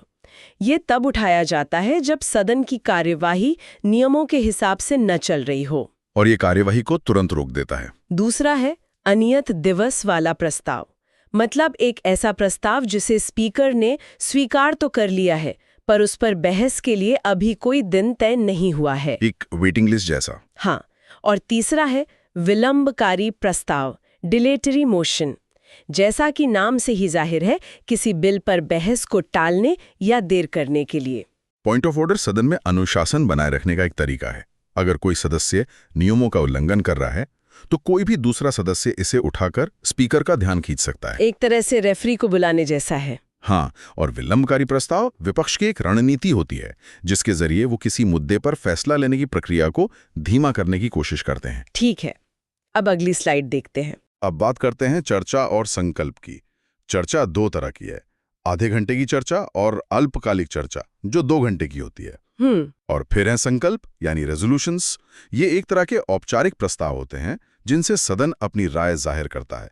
ये 3 तरह के हो सकते हैं, निजी सदस्य का, सरकारी और वैधानिक। तो चर्चा का मकसद किसी मुद्दे पर विस्तार से बात करना है, बिना किसी वोटिंग के। लेकिन संकल्प ज्यादा औपचारिक है। हाँ, इससे सदन किसी विषय पर अपनी सामूहिक इच्छा या राय को रिकॉर्ड पर लाता है। और इसमें सबसे दिलचस्प है निजी सदस्य का संकल्प। वो क्यों? क्योंकि ये दिखाता है कि लोकतंत्र में सिर्फ सरकार ही नहीं, बल्कि विपक्ष का या कोई भी साधारण सांसद भी महत्वपूर्ण मुद्दों को सदन के एजेंडे पर ला सकता है। हाँ, ये लोकतंत्र की गहराई का प्रतीक है। चलिए अगली स्लाइड देखते हैं। अब 2 और दिलचस्प अवधारणाएं हैं। पहली, लेम डक सत्र, लेम डक सेशन। ये पुरानी लोकसभा का आखिरी सत्र होता है। लेम डक्स उन सदस्यों को कहा जाता है जो नई लोकसभा के लिए दोबारा नहीं चुने गए हैं। ये नाम बड़ा मजेदार है। हाँ, और दूसरा है युवा संसद, यूथ पार्लियामेंट। इसका उद्देश्य युवाओं को संसदीय प्रक्रियाओं से परिचित कराना है, ताकि उनमें अनुशासन और सहिष्णुता जैसे मूल्य विकसित हों। युवा संसद तो एक बेहतरीन पहल लगती है। स्कूलों और कॉलेजों में बच्चों को ये सिखाना कि संसद कैसे काम करती है, बहस कैसे होती है, ये भविष्य के लिए लोकतंत्र की नींव को मजबूत करने जैसा है। निश्चित रूप से। अब अगली स्लाइड पर चलते हैं। अब आते हैं सबसे महत्वपूर्ण हिस्से पर, कानून कैसे बनता है। पहले देखते हैं बिल कितने तरह के होते हैं। साधारण विधेयक, धन विधेयक, वित्त विधेयक और संविधान संशोधन विधेयक। हाँ, मंत्री द्वारा पेश किया जाता है। ये सरकार की नीति को दिखाता है, और अगर ये गिर जाए तो सरकार को इस्तीफा देना पड़ सकता है। सही है। और दूसरा है गैर सरकारी विधेयक, प्राइवेट बिल, जो किसी भी ऐसे सांसद द्वारा पेश किया जाता है जो मंत्री नहीं है। इसके पास होने की उम्मीद बहुत कम होती है। ये फर्क बहुत बड़ा है। सरकारी विधेयक सरकार की प्रतिष्ठा का सवाल होता है। अगर सरकार अपना ही बिल पास ना करा पाए, तो इसका मतलब है कि उसके पास बहुमत नहीं है। जबकि गैर सरकारी विधेयक, जिसे प्राइवेट मेंबर बिल भी कहते हैं, वो किसी महत्वपूर्ण मुद्दे पर देश का और सरकार का ध्यान खींचने का एक बहुत अच्छा तरीका है, भले ही वो कानून ना बने। बिल्कुल सही कहा। अब अगली स्लाइड देखते हैं। एक साधारण विधेयक कानून बनने के लिए 3 चरणों से गुजरता है, जिन्हें 3 वाचन या 3 रीडिंग्स कहते हैं। प्रथम वाचन में सिर्फ बिल को सदन में पेश किया जाता है, कोई बहस नहीं होती। बस एक औपचारिकता है। हाँ, द्वितीय वाचन सबसे महत्वपूर्ण चरण है। यहाँ बिल पर विस्तार से बहस होती है, उसे और ज्यादा जांच के लिए संसदीय समिति के पास भेजा जा सकता है और फिर उस पर क्लॉज बाय क्लॉज मतदान होता है। मतलब बिल की पूरी चीरफाड़ यहीं होती है। बिल्कुल। और फिर आता है तृतीय वाचन। इस चरण में पूरे बिल को एक पैकेज के रूप में स्वीकार या अस्वीकार करने के लिए वोटिंग होती है। इसमें कोई नया संशोधन नहीं किया जा सकता। ये एक तरह से फाइनल हाँ या ना कहने जैसा है। सारी बहस और संशोधनों के बाद अब बताइए ये बिल इस रूप में आपको मंजूर है या नहीं? एकदम सही। चलिए अब अगली स्लाइड पर चलते हैं। एक सदन से पास होने के बाद बिल दूसरे सदन में जाता है। वहां अगर 6 महीने से ज्यादा कोई एक्शन नहीं लिया जाता तो इसे गतिरोध या डेडलॉक माना जाता है। इसके बाद बिल राष्ट्रपति की स्वीकृति के लिए जाता है। अनुच्छेद 111 के तहत। हाँ, तो राष्ट्रपति के पास 3 विकल्प हैं। स्वीकृति दे दें, स्वीकृति को रोक लें या पुनर्विचार के लिए संसद को लौटा दें। लेकिन इसमें एक पेच है। अगर राष्ट्रपति बिल को पुनर्विचार के लिए लौटाते हैं और संसद उसे दोबारा पास करके चाहे बिना किसी बदलाव के ही वापस भेज देती है, तब राष्ट्रपति को उस पर अपनी सहमति देनी ही होगी। अच्छा, तो इसका मतलब है कि अंत में संसद की इच्छा ही सर्वोच्च है। राष्ट्रपति सिर्फ एक बार देरी कर सकते हैं, लेकिन फैसले को हमेशा के लिए रोक नहीं सकते। हाँ, साधारण बिलों के मामले में तो यही है। ये संसदीय लोकतंत्र के सिद्धांत को मजबूत करता है। समझ गई। अब अगली स्लाइड देखते हैं। अब बात करते हैं एक बहुत ही खास तरह के बिल की, धन विधेयक, मनी बिल, अनुच्छेद 110। इसमें सिर्फ पैसे से जुड़े मामले आते हैं, जैसे कोई नया टैक्स लगाना या हटाना या सरकार द्वारा कर्ज लेना। ठीक है। इसकी सबसे खास बात यह है कि कोई बिल धन विधेयक है या नहीं, इस पर लोकसभा अध्यक्ष का फैसला ही अंतिम होता है और इसे सिर्फ राष्ट्रपति की सिफारिश पर ही केवल लोकसभा में पेश किया जा सकता है। तो धन विधेयक पूरी तरह से सरकारी खजाने से जुड़ा हुआ है और इसमें सारी ताकत लोकसभा अध्यक्ष और लोकसभा को दे दी गई है। हाँ, ये बहुत महत्वपूर्ण है। स्पीकर का फैसला अंतिम होता है ताकि इस पर कोई राजनीतिक विवाद न हो, और इसे सिर्फ लोकसभा में इसलिए पेश किया जाता है क्योंकि लोकसभा सीधे जनता द्वारा चुने हुए प्रतिनिधियों का सदन है। ये नो टैक्सेशन विदाउट रिप्रेजेंटेशन वाले सिद्धांत जैसा लगता है। बिल्कुल। अब अगली स्लाइड पर चलते हैं। ये स्लाइड साधारण और धन विधेयक के बीच के अंतर को बिल्कुल साफ करती है। साधारण बिल किसी भी सदन में पेश हो सकता है, धन बिल सिर्फ लोकसभा में। साधारण बिल को राज्यसभा बदल या खारिज कर सकती है, धन बिल को नहीं। वो इसे सिर्फ 14 दिन तक रोक सकती है। ये बहुत बड़ा अंतर है। हाँ, और साधारण बिल पर संयुक्त बैठक हो सकती है, धन बिल पर नहीं। और राष्ट्रपति भी धन बिल को पुनर्विचार के लिए नहीं लौटा सकते। ये टेबल अपने आप में पूरी कहानी कह रही है। साधारण बिल के मामले में दोनों सदनों की ताकत लगभग बराबर है, लेकिन जैसे ही मामला पैसे का आता है, राज्यसभा की शक्तियां बहुत सीमित हो जाती हैं। मतलब धन विधेयक के मामले में राज्यसभा सिर्फ एक सलाहकार की भूमिका में है। वो 14 दिनों के अंदर अपने सुझाव दे सकती है, लेकिन उन्हें मानना या ना मानना पूरी तरह से लोकसभा पर निर्भर है। एकदम सही। ये व्यवस्था इसलिए की गई है ताकि सरकार के वित्तीय काम, जैसे योजनाओं के लिए पैसा जारी करना, राज्यसभा में ना अटकें और देश का काम सुचारू रूप से चलता रहे। स्पष्ट है। अब अगली स्लाइड देखते हैं। अब एक और जटिल विषय है वित्त विधेयक, फाइनेंशियल बिल्स। एक कहावत है, सभी धन विधेयक वित्त विधेयक होते हैं, लेकिन सभी वित्त विधेयक धन विधेयक नहीं होते। ये तो वाकई थोड़ा कंफ्यूजिंग है। इसे आसान करते हैं। वित्त विधेयक एक हाइब्रिड जैसा है। इसमें धन विधेयक वाले कुछ मामले होते हैं और कुछ सामान्य मामले भी। ये धन विधेयक की तरह सिर्फ लोकसभा में पेश होता है, लेकिन साधारण विधेयक की तरह राज्यसभा इसे खारिज कर सकती है। अच्छा, मतलब इसमें दोनों के गुण हैं। हाँ, और वित्त विधेयक लगभग एक साधारण बिल जैसा ही है। बस इसमें एक खास बात यह है कि इसे पास करने के लिए आखिर में राष्ट्रपति की सिफारिश जरूरी होती है। ठीक है, तो वित्त विधेयक पैसे से जुड़ा एक व्यापक टर्म है और धन विधेयक उसका एक बहुत ही खास और शक्तिशाली प्रकार है। बिल्कुल सही पकड़ा। अब अगली स्लाइड पर चलते हैं। अब बात करते हैं दोनों सदनों की संयुक्त बैठक, जॉइंट सिटिंग की, अनुच्छेद 108 के तहत। इसे तब बुलाया जाता है जब किसी साधारण बिल पर दोनों सदनों में गतिरोध हो जाए। लेकिन ये धन विधेयक और संविधान संशोधन विधेयक पर लागू नहीं होती। हाँ, ये जरूरी बात है। और इसकी अध्यक्षता हमेशा लोकसभा अध्यक्ष करते हैं। अगर वो नहीं है तो लोकसभा उपाध्यक्ष, और अगर वो भी नहीं है तो राज्यसभा के उपसभापति। और राज्यसभा के सभापति यानी उपराष्ट्रपति कभी इसकी अध्यक्षता नहीं करते। वो क्यों? क्योंकि वो किसी भी सदन के सदस्य नहीं होते। और संयुक्त बैठक में एक बात साफ है, चूंकि लोकसभा की सदस्य संख्या राज्यसभा से दुगनी से भी ज्यादा है, इसलिए संयुक्त बैठक में हमेशा लोकसभा का पलड़ा ही भारी रहता है। ये एक महत्वपूर्ण जानकारी है। चलिए अब अगली स्लाइड देखते हैं। अब आते हैं संसद के सबसे बड़े वार्षिक काम पर, बजट। इसका संवैधानिक नाम वार्षिक वित्तीय विवरण है, जो अनुच्छेद 112 में दिया गया है। ये तो सामान्य ज्ञान का एक अच्छा सवाल है कि संविधान में बजट शब्द है ही नहीं। हाँ, ये आने वाले वित्तीय वर्ष के लिए सरकार की अनुमानित आमदनी और खर्च का ब्यौरा होता है। और एक ऐतिहासिक बदलाव ये हुआ कि 2017 में रेल बजट को आम बजट में मिला दिया गया, जो पहले 1924 से अलग पेश होता था। जी, एक वर्ष समिति की सिफारिश पर, लेकिन अब वो अप्रासंगिक हो गया था। बिल्कुल। अब अगली स्लाइड देखते हैं। बजट के लिए कुछ संवैधानिक प्रावधान है। बजट रखने से पहले राष्ट्रपति की सिफारिश जरूरी है। बिना कानून बनाए कोई भी टैक्स नहीं लगाया जा सकता। और सबसे महत्वपूर्ण, संसद किसी टैक्स को कम या खत्म कर सकती है, लेकिन उसे बढ़ा नहीं सकती। ये बहुत जरूरी नियम है। ये पावर ऑफ द पर्स को दिखाता है। बिल्कुल।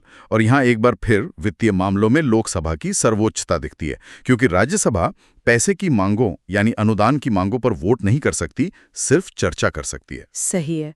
अब अगली स्लाइड पर चलते हैं। बजट में एक खास तरह का खर्च होता है, जिसे भारित व्यय या चार्ज्ड एक्सपेंडिचर कहते हैं। ये भारत की संचित निधि पर भारित होता है। इस पर संसद में चर्चा तो हो सकती है, लेकिन मतदान नहीं हो सकता। अच्छा, ये नॉन वोटेबल होता है। जैसे राष्ट्रपति के वेतन भत्ते, सुप्रीम कोर्ट के जजों के वेतन, सीएजी का वेतन आदि। तो ये एक तरह का वीआईपी खर्च है जिस पर संसद वोट नहीं कर सकती। ऐसा क्यों किया गया है? इसे ऐसे समझिए कि ये देश के कुछ सबसे जरूरी पदों के लिए एक तरह का सैलरी प्रोटेक्शन प्लान है। इसका उद्देश्य राष्ट्रपति, न्यायपालिका और सीएजी जैसी संवैधानिक संस्थाओं की स्वतंत्रता को सुनिश्चित करना है, ताकि उनके वेतन भत्ते किसी भी राजनीतिक खींचतान का शिकार न बने। ये तो बहुत ही समझदारी वाला प्रावधान है। अब अगली स्लाइड देखते हैं। अब देखते हैं कि बजट पास करने के चरण क्या हैं। पहला है प्रस्तुतिकरण, जिसमें वित्त मंत्री 1 फरवरी को बजट भाषण देते हैं। दूसरा है आम चर्चा, और तीसरा और सबसे महत्वपूर्ण, विभागीय समितियों द्वारा जांच। इसके लिए सदन को 3-4 हफ्तों के लिए स्थगित कर दिया जाता है और 24 विभागीय समितियां अनुदान मांगों की गहराई से जांच करती हैं। बजट पेश होना तो बस शुरुआत है, असली काम इसके बाद शुरू होता है। खासकर ये तीसरा चरण, जहां संसदीय समितियां मंत्रालयों से पूछती हैं कि आपको इतना पैसा क्यों चाहिए और पिछले साल दिए गए पैसे का आपने क्या किया। तो ये समितियां एक तरह से बजट की पूरी पड़ताल करती हैं। हाँ, ये संसदीय निगरानी का सबसे महत्वपूर्ण हिस्सा है। चलिए अब अगली स्लाइड पर चलते हैं। समिति की रिपोर्ट आने के बाद अगला चरण है अनुदान की मांगों पर मतदान। ये सिर्फ लोकसभा का विशेषाधिकार है। इसी दौरान विपक्ष कटौती प्रस्ताव लाता है। ये 3 तरह के होते हैं ना? हाँ। पहला, नीतिगत कटौती, जिसमें मांग को घटाकर 1 रुपए करने का प्रस्ताव होता है। ये सरकार की पूरी नीति को अस्वीकार करने जैसा है। ठीक है। दूसरा, आर्थिक कटौती, जिसमें एक निश्चित राशि कम करने का प्रस्ताव होता है। और तीसरा, सांकेतिक कटौती, जिसमें किसी विशेष शिकायत को दर्ज कराने के लिए मांग में से 100 रुपए की सांकेतिक कमी का प्रस्ताव होता है। लेकिन क्या ये प्रस्ताव कभी पास होते हैं? व्यवहार में कभी नहीं, क्योंकि सरकार के पास लोकसभा में बहुमत होता है। लेकिन अगर कभी कोई कटौती प्रस्ताव पास हो जाए तो इसे सरकार की हार माना जाता है और सरकार को तुरंत इस्तीफा देना पड़ता है। अच्छा, तो ये एक तरह से विपक्ष का शक्ति प्रदर्शन है। अब अगली स्लाइड पर चलते हैं। बजट प्रक्रिया के अंतिम चरण है विनियोग और वित्त विधेयक। मांगों पर मतदान के लिए तय आखिरी दिन सभी बची हुई मांगों को गिलोटिन के तहत बिना चर्चा के एक साथ वोटिंग के लिए रख दिया जाता है। फिर पास हुई सभी मांगों को मिलाकर विनियोग विधेयक बनाया जाता है। इसके पास होने पर ही सरकार को संचित निधि से पैसा निकालने का कानूनी अधिकार मिलता है। ये सरकारी खजाने की चाबी है। बिल्कुल। और अंत में वित्त विधेयक आता है जो बजट के सभी टैक्स प्रस्तावों को कानूनी रूप देता है। और एक लेखानुदान भी है, वोट ऑन अकाउंट। ये एक तरह का एडवांस है ताकि 1 अप्रैल से देश का कामकाज न रुके, क्योंकि पूरी बजट प्रक्रिया में समय लगता है। ठीक है, अब अगली स्लाइड देखते हैं। ये स्लाइड एक फ्लो चार्ट के रूप में पूरी प्रक्रिया का सार बताती है। कानून बनाने के लिए एक विधेयक राष्ट्रपति की सहमति के बाद अधिनियम बनता है। और वित्तीय नियंत्रण के लिए बजट संसद से गुजरता है, जिससे विनियोग विधेयक और वित्त विधेयक निकलते हैं। हाँ, और गतिरोध होने पर संयुक्त बैठक का प्रावधान है, और सरकार की जवाबदेही के लिए प्रश्नकाल और कटौती प्रस्ताव जैसे उपकरण हैं। ये तो पूरी संसदीय कार्यप्रणाली का एक बेहतरीन नक्शा है। चलिए अगली स्लाइड पर चलते हैं। बजट के अलावा भी सरकार को कभी-कभी और पैसे की जरूरत पड़ जाती है। इसके लिए कुछ अन्य अनुदान है, जैसे अनुपूरक अनुदान, जब किसी काम के लिए दिया गया पैसा कम पड़ जाए। अतिरिक्त अनुदान, किसी ऐसी नई सेवा के लिए पैसा जिसका बजट में जिक्र नहीं था। और अधिक अनुदान, जब किसी मद में मंजूर राशि से ज्यादा खर्च हो जाए। और एक प्रत्यानुदान भी है, वोट ऑफ क्रेडिट। हाँ, ये किसी राष्ट्रीय आपातकाल के लिए सरकार को दिया गया एक ब्लैंक चेक होता है, जब खर्च का ब्यौरा देना संभव न हो। ये तो बहुत दिलचस्प है। चलिए अब अगली स्लाइड देखते हैं। देखते हैं कि भारत सरकार का पैसा कहाँ रखा जाता है। भारत की 3 निधियां हैं। पहली, भारत की संचित निधि, कंसोलिडेटेड फंड। सरकार की सारी कमाई इसी में जमा होती है। संसद की अनुमति के बिना इससे एक भी पैसा नहीं निकाला जा सकता। ये देश का मुख्य खजाना है, जिस पर संसद का तारा लगा है। हाँ, दूसरी है भारत का लोक लेखा, पब्लिक अकाउंट्स। इसमें आम जनता का वो पैसा होता है जो सरकार के पास अमानत के तौर पर रखा है, जैसे प्रोविडेंट फंड। और तीसरी है भारत की आकस्मिकता निधि, कंटिंजेंसी फंड। ये एक इमरजेंसी फंड है जो राष्ट्रपति के अधीन होता है, ताकि किसी तत्काल जरूरत के लिए संसद की मंजूरी का इंतजार ना करना पड़े। एक छोटी तिजोरी की तरह जो राष्ट्रपति के पास रहती है। बिल्कुल। अब अगली स्लाइड देखते हैं। ये स्लाइड संसद की 2 सबसे बड़ी शक्तियों का सार बताती है। पहली, विधायी शक्ति, यानी संघ सूची और समवर्ती सूची के विषयों पर कानून बनाने की शक्ति। और दूसरी, कार्यकारी शक्ति, यानी कार्यपालिका, मतलब सरकार संसद के प्रति जवाबदेह है। संसद प्रश्नकाल, अविश्वास प्रस्ताव जैसे उपकरणों से सरकार पर नियंत्रण रखती है। ये संसदीय लोकतंत्र का मूल सिद्धांत है। संसद का काम सिर्फ कानून बनाना नहीं है, बल्कि ये भी सुनिश्चित करना है कि उन कानूनों को लागू करने वाली सरकार अपनी सीमा में रहे। मतलब संसदीय सरकार की असली बॉस है, खासकर लोकसभा। एक तरह से कह सकते हैं, सरकार का हर काम संसद की निगरानी में होता है। अब अगली स्लाइड पर चलते हैं। कानून बनाने और सरकार पर नियंत्रण के अलावा भी संसद के पास कई और महत्वपूर्ण शक्तियां हैं, जैसे वित्तीय शक्ति यानी बजट को मंजूरी देना, और संवैधानिक शक्ति यानी संविधान में संशोधन करने की शक्ति। लेकिन इस पर मूल ढांचे की सीमा है। हाँ, केशवानंद भारती मामले में सुप्रीम कोर्ट ने ये ऐतिहासिक फैसला दिया था। इसका मतलब है कि संसद संविधान को बदल तो सकती है, लेकिन उसकी आत्मा को नष्ट नहीं कर सकती। और न्यायिक शक्तियां भी हैं, जैसे राष्ट्रपति पर महाभियोग चलाना या जजों को हटाना। और निर्वाचन शक्तियां भी, जैसे राष्ट्रपति और उपराष्ट्रपति के चुनाव में हिस्सा लेना। चलिए अगली स्लाइड पर चलते हैं। ये एक आलोचनात्मक स्लाइड है जो संसदीय नियंत्रण की अप्रभाविता के कारण बताती है, जैसे गिलोटिन, जिसके कारण कई मंत्रालयों के बजट पर बिना चर्चा के मोहर लग जाती है। प्रत्यायोजित विधान, जिसमें संसद मोटा-मोटा कानून बनाकर खुमानी नियम बनाने का काम नौकरशाही पर छोड़ देती है। और अध्यादेश का बार-बार इस्तेमाल, जो संसद को बाईपास करने जैसा है। ये एक यथार्थवादी तस्वीर है। कागज पर नियंत्रण के बहुत सारे उपकरण हैं, लेकिन व्यवहार में पार्टी व्हिप और समय की कमी के कारण वे अक्सर उतने प्रभावी नहीं रह जाते। और ये भी कि वित्तीय समितियां अपना काम तब करती हैं जब पैसा खर्च हो चुका होता है। मतलब वो पोस्टमार्टम करती हैं, इलाज नहीं। हाँ, ये भारतीय संसदीय प्रणाली के सामने कुछ वास्तविक चुनौतियां हैं। अब अगली स्लाइड देखते हैं। अब देखते हैं कि राज्यसभा की स्थिति क्या है। पहले वो मामले जहां वो लोकसभा के बराबर हैं, जैसे साधारण विधेयकों को पारित करना और संविधान संशोधन विधेयक। इन दोनों में दोनों की सहमति अनिवार्य है। हाँ, और राष्ट्रपति का चुनाव और उन पर महाभियोग, साथ ही उपराष्ट्रपति का चुनाव और उन्हें हटाना, इन सब में भी राज्यसभा बराबर की भागीदार है। ये शक्तियों के संतुलन को दिखाता है। अब अगली स्लाइड देखते हैं। अब वो मामले जहां राज्यसभा लोकसभा से कमजोर है, धन विधेयक, जिस पर राज्यसभा सिर्फ 14 दिन की देरी कर सकती है। संयुक्त बैठक, जहां लोकसभा की संख्या ज्यादा होने के कारण उसी की चलती है, बजट जिस पर राज्यसभा वोट नहीं कर सकती, और अविश्वास प्रस्ताव जो सिर्फ लोकसभा में ही लाया जा सकता है। तो जब भी मामला पैसे का या सरकार के बने रहने का आता है तो संविधान स्पष्ट रूप से लोकसभा को ज्यादा ताकत देता है। बिल्कुल, क्योंकि सरकार सीधे जनता के सदन यानी लोकसभा के प्रति उत्तरदायी होती है। अब अगली स्लाइड पर चलते हैं। बराबर। और कमजोर होने के अलावा राज्यसभा के पास कुछ ऐसी विशेष शक्तियां भी हैं जो लोकसभा के पास नहीं है। हाँ, ये बहुत महत्वपूर्ण है। जैसे अनुच्छेद 249, जिसके तहत राज्यसभा संसद को राज्य सूची के किसी विषय पर कानून बनाने के लिए अधिकृत कर सकती है। और अनुच्छेद 312, नई अखिल भारतीय सेवाएं बनाने का अधिकार। और उपराष्ट्रपति को हटाने का प्रस्ताव भी केवल राज्यसभा में ही शुरू किया जा सकता है। ये शक्तियां राज्यसभा को राज्यों का संरक्षक बनाती हैं। चूंकि राज्यसभा राज्यों की प्रतिनिधि है, इसलिए उसे ये अधिकार दिए गए हैं। ये भारत के संघीय ढांचे को मजबूत करता है। बिल्कुल। अब अगली स्लाइड देखते हैं। अब बात करते हैं संसदीय विशेषाधिकारों की।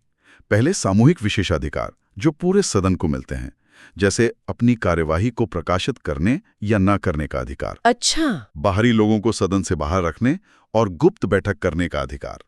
और अपने विशेषाधिकार के हनन के लिए किसी को भी दंडित करने का अधिकार। मतलब सदन अपने आप में एक तरह से संप्रभु है। वो तय कर सकता है कि उसकी कार्यवाही जनता को दिखाई जाए या नहीं। हाँ, अपने परिसर के भीतर सदन के अधिकार सर्वोच्च हैं। अब अगली स्लाइड देखते हैं। सामूहिक के बाद अब आते हैं व्यक्तिगत विशेषाधिकारों पर जो हर सांसद को मिलते हैं। पहला है गिरफ्तारी से स्वतंत्रता। संसद सत्र के दौरान और उसके 40 दिन पहले और 40 दिन बाद तक किसी भी सांसद को दीवानी यानी सिविल मामलों में गिरफ्तार नहीं किया जा सकता। लेकिन ये आपराधिक मामलों में लागू नहीं होता। हाँ, ये जरूरी है। दूसरा है वाक स्वतंत्रता। संसद के अंदर कही गई किसी भी बात के लिए किसी सांसद पर अदालत में कोई मुकदमा नहीं चलाया जा सकता। ये सबसे महत्वपूर्ण है। ये उन्हें बिना किसी डर के जनता की आवाज उठाने में मदद करता है। लेकिन इसका मतलब ये नहीं है कि वो कुछ भी कह सकते हैं। सदन के अपने नियम और अनुशासन होते हैं। बिल्कुल। अब अगली स्लाइड देखते हैं। राइट। तो इन विशेषाधिकारों का उल्लंघन क्या होता है?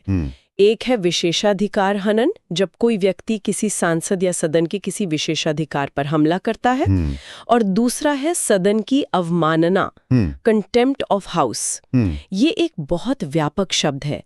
कोई भी ऐसा काम जो सदन के काम में बाधा डाले या उसकी गरिमा को कम करे, वो अवमानना है। इसका मतलब है कि सदन अपनी गरिमा को लेकर बहुत सख्त है और उसे बनाए रखने के लिए किसी को भी दंडित कर सकता है, चाहे वो सदस्य हो या बाहरी व्यक्ति। हाँ, ये उसकी संप्रभुता का प्रतीक है। अब अगली स्लाइड देखते हैं। अब एक बहुत ही मौलिक सवाल पर आते हैं। क्या भारत की संसद संप्रभु है? ये बहुत महत्वपूर्ण सवाल है। देखिए, ब्रिटिश मॉडल में संसद संप्रभु है। एक मशहूर कहावत है कि ब्रिटिश संसद एक औरत को आदमी और आदमी को औरत बनाने के अलावा सब कुछ कर सकती है। मतलब उसकी शक्ति पर कोई सीमा नहीं है। हाँ। लेकिन भारतीय मॉडल अलग है। भारत में संसद संप्रभु नहीं है, इसकी शक्तियां सीमित हैं। तो यहाँ संप्रभु कौन है? भारत में संविधान संप्रभु है। संसद सर्वोच्च है, लेकिन संप्रभु नहीं है। उसे संविधान के दायरे में रहकर ही काम करना पड़ता है। ये एक बहुत ही महत्वपूर्ण सिद्धांत है। चलिए अगली और आखिरी स्लाइड पर चलते हैं। तो भारतीय संसद की संप्रभुता पर क्या सीमाएं हैं? पहला, एक लिखित संविधान है जो संसद की शक्तियों को परिभाषित और सीमित करता है। दूसरा, संघीय व्यवस्था, यानी केंद्र और राज्यों के बीच शक्तियों का बंटवारा। तीसरा, मौलिक अधिकार, संसद कोई ऐसा कानून नहीं बना सकती जो इन्हें छीनता हो। और सबसे महत्वपूर्ण, न्यायिक समीक्षा की शक्ति। सर्वोच्च न्यायालय संसद द्वारा बनाए गए किसी भी कानून को असंवैधानिक घोषित करके रद्द कर सकता है। तो न्यायिक समीक्षा एक तरह का सेफ्टी वॉल्व है जो ये सुनिश्चित करता है कि संसद अपनी शक्तियों का दुरुपयोग ना करे। एकदम सही। ये संविधान की सर्वोच्चता को स्थापित करता है। ठीक है, अब हम अपने अंतिम स्लाइड पर है। तो इस पूरी चर्चा का निष्कर्ष ये है, भारतीय संसद देश की सर्वोच्च कानून बनाने वाली संस्था है, लेकिन ये संप्रभु नहीं है। इसकी शक्तियां और अधिकार क्षेत्र संविधान द्वारा परिभाषित और सीमित हैं। ये लोकतंत्र का मंदिर है जो कानून के शासन के तहत काम करता है। ये एक बेहतरीन सारांश है। संसद शक्तिशाली है पर असीमित रूप से नहीं। उसकी हर शक्ति संविधान और कानून के शासन के अधीन है। बिल्कुल, यहाँ कोई भी, यहाँ तक कि संसद भी कानून से ऊपर नहीं है। और यही भारतीय लोकतंत्र की खूबसूरती है। तो आज हमने भारतीय संसद की जटिल मशीनरी को परत दर परत समझने की कोशिश की।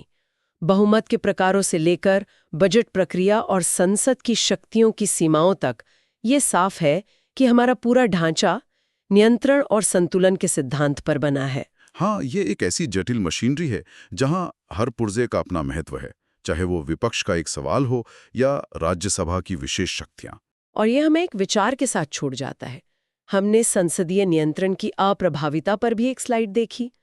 तो सोचने वाली बात यह है कि इन सभी विस्तृत प्रक्रियाओं और नियमों के बावजूद आज के राजनीतिक दौर में संसदीय नियंत्रण असल में कितना प्रभावी है और क्या ये प्रक्रियाएं भविष्य की चुनौतियों का सामना करने के लिए पर्याप्त है, इस पर विचार करना जरूरी है।